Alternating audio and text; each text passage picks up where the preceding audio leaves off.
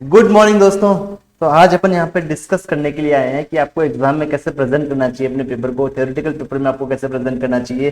तो देखो, practical paper में तो क्या आपको सीधा पता होता है कि जैसा क्वेश्चन पूछा गया है वैसे मेरे को आंसर देना है, वैसे मेरे को कैलकुलेशन करना है। बट थ्योरेटिकल पेपर में आपको कैसे प्रेजेंट करना चाहिए उसके अपन यहाँ पे बात करने वाले हैं। अब मेरी बात समझना, जब भी आपके पास थ्योरेटिकल क्वेश्चन है ना, सबसे पहले आपको क्या करना है, आपने कौन सा प्रोविजन पढ़ा है इसके लिए, आपने कौन सा प्रोविजन आपने इसके लिए दे रखा है आपकी बुक में, वो सबसे पहले उस प्रोविजन को आपको क्या करना चाहिए ना, थोड़ा सा ब्रीफ में इंट्रोडक्शन दे देना चाहिए उस प्रोविजन का।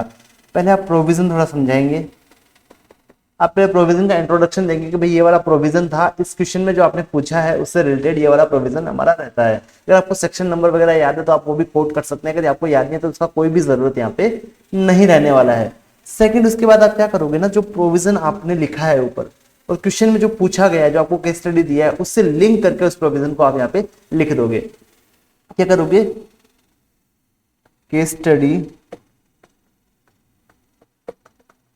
लिंक विथ प्रोविजन, आपको केस स्टडी को प्रोविजन से आपको लिंक करना चाहिए। ठीक है, तो सबसे पहले आप क्या करोगे, प्रोविजन लिख दोगे। और प्रोविजन ऐसा नहीं आप पूरा लेट के लिख ही रहे हो, बैठ के पूरा लिखने बैठ गए, नहीं, आपको जो मेन मेन पॉइंट है जो क्वेश्चन में, उसको आप उन्होंने हाईलाइट किया है क्वेश्चन में पूछने के लिए, उन प्रोविजन को आप एक्सप्लेन करोगे और फिर क्या करोगे, उस प्रोविजन को आप केस स्टडी से उसको लिंक कर दोगे। उसके बाद लास्ट में आप फाइनल अपना कंक्लूजन दे दोगे। लास्ट में अगर फाइनल अपना कंक्लूजन आप यहाँ पे दे दोगे। सर ये तो हुआ थ्योरेटिकल पेपर का बात, बट हमारा डायरेक्ट टेक्स्ट का जो पेपर आता है ना, वो पूरा थ्योरेटिकल नहीं है, वो क्या थोड़ा प्रैक्टिकल भी है, थोड़ा थ्योरेटिकल भी है। तो वहां पे आपको क्या करना चाहिए ना, मेरी बात समझो। जैसे कि आपको क्वेश्चन पूछा है, जैसे फर्स्ट क्वेश्चन आता है आपका वो टोटल कंप्यूटेशन करने वाला, तो उसमें आप क्या करोगे ना, जैसे आप पूरा पहले चार्ट बनाओगे, ऐसे ऐसे आप चार्ट बनाओगे, यहाँ पे लिखोगे अमाउंट, यहाँ लिखोगे पर्टिकुलर, यहाँ नोट नंबर।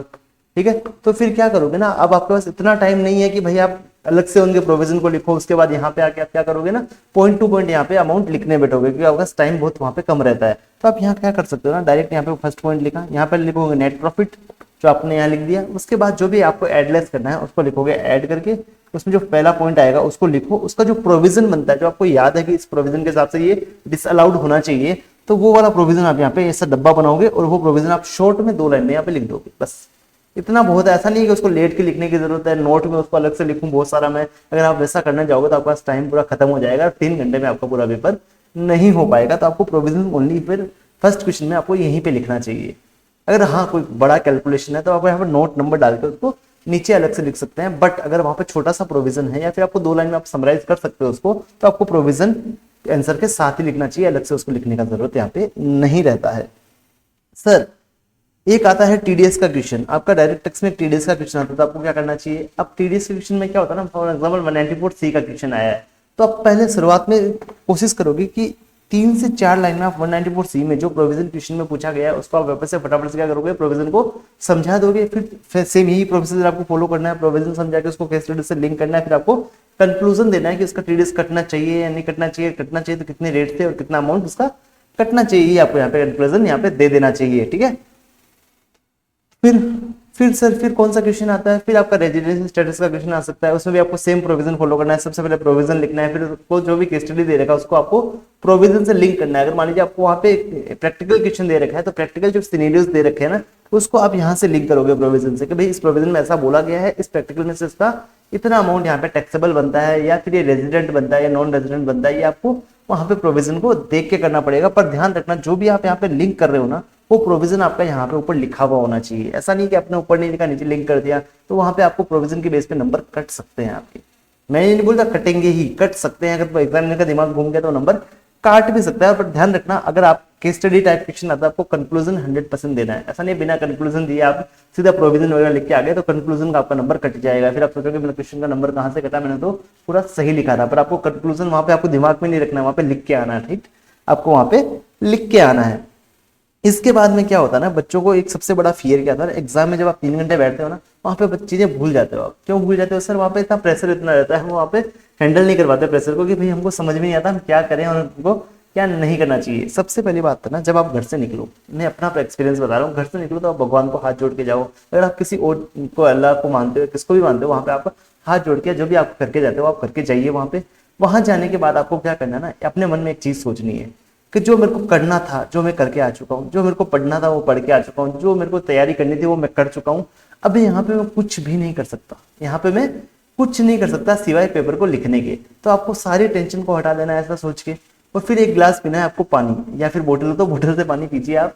और ये आप पानी पीने के बाद आप क्या करना है ना, पेपर आते ही आपको शांति से उसके ऊपर हाथ रख के भगवान का नाम लेके पेपर को ओपन करना है और फटाफट फटाफट से पेपर को पढ़ना है। जो आपको शुरू के 15 मिनट मिलते हैं ना, तो उसमें क्या करते हैं बच्चे, फटाफट से पूरे एक क्वेश्चन को पढ़ने बैठ जाते हैं। एक क्वेश्चन में आपको पढ़ने के लिए नहीं बैठना है, 15 मिनट का आपका काम क्या रहता है ना, फटाफट से पेपर को देखना है आपको। ऊपर ऊपर से देख लिया कि भाई ये वाला क्वेश्चन मेरे को आता है, ये वाला नहीं आता है, फिर अंदर की बात आप बाद में देख लेंगे।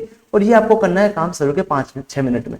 5-6 मिनट में करने के बाद आपको क्वेश्चन डिसाइड करना है 7वें मिनट में कि मेरे को कौन सा वाला क्वेश्चन सबसे पहले करना है। उसके बाद लास्ट के जो 8 मिनट बचते हैं उसमें उस क्वेश्चन को आपको पढ़ना है, उसके आंसर आपको निकालने हैं। माइंड में निकाल लो या फिर साइड में आप कहीं लिख सको, अगर आपको ऐसा अलाउड हो तो आप वहाँ लिख सकते हैं। अगर अलाउड नहीं है तो आप क्या करोगे ना, उसको फटाफट देख लोगे, इस कॉन्सेप्ट को ऐड करना है, लेस करना है, छोटा छोटा आप वहाँ पे मार्किंग कर लोगे कि भाई मेरे को ये ऐड करना है, ये लेस करना है। जिसकी वजह से ना एग्जाम आप पेपर फटाफट से करने बैठोगे ना, तो आपका एक क्वेश्चन फटाफट से हो जाएगा, जिसकी वजह से आपको आगे वाले क्वेश्चन में अच्छा खासा टाइम मिल जाएगा।